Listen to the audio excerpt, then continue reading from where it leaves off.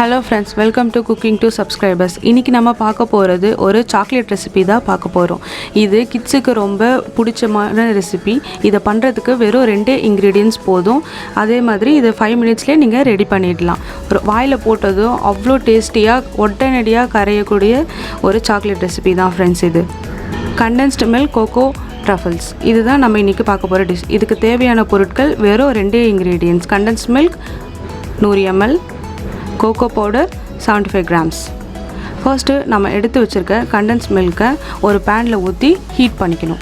அது நம்ம எதுக்கு ஹீட் பண்ணுறோன்னா, அது வந்துட்டு ரொம்ப திக்காக இருக்கும். அதை கொஞ்சம் வாட்டரியாக ஆக்கிறதுக்கு தான் நம்ம இதை ஹீட் பண்ணிக்கிறோம். இதை நீங்கள் பண்ணும்போது சிம்மில் வச்சு கைவிடாமல் நல்லா மிக்ஸ் பண்ணிகிட்டே இருக்கணும்.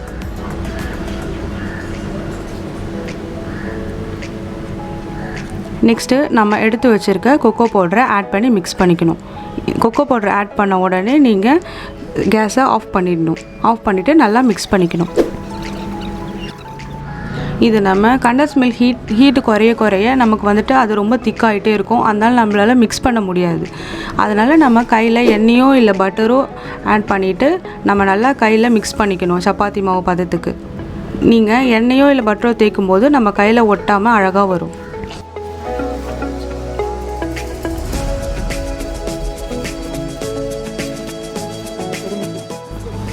நான் இன்றைக்கி ரவுண்ட் ஷேப்லேயே பண்ணுறேன். நீங்கள் உங்களுக்கு என்ன ஷேப் வேணாலும் நீங்கள் பண்ணிக்கலாம். நம்ம எண்ணெய் தடவுறதுனால நமக்கு கையில் ஒட்டாமல் நமக்கு எந்த ஷேப்பில் வேணாலும் வரும்.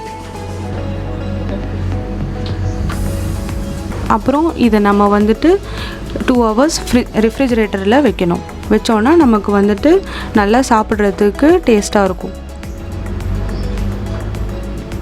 அவ்வளோதான் ஃப்ரெண்ட்ஸ், நம்ம சாக்லேட் ரெடி ஆகிடுச்சு. இதை நீங்கள் கிட்ஸுக்கு பெரியவங்களுக்கு யாரு கொடுத்தாலும் விரும்பி சாப்பிடுவாங்க. இது வித்தின் 5 மினிட்ஸ்லேயே பண்ணுறதுனால ஈஸியாகவும் இருக்கும். உங்களுக்கு டைமும் அவ்வளோ ஆகாது. எந்த பர்த்டே பார்ட்டினாலும் நீங்கள் வெளியில் சாக்லேட்லாம் வாங்கும்போது காசு ரொம்ப செலவாகும். ஆனால் நீங்கள் இதை மாதிரி ரெடி பண்ணி யாருக்கு வேணாலும் கொடுக்கலாம்.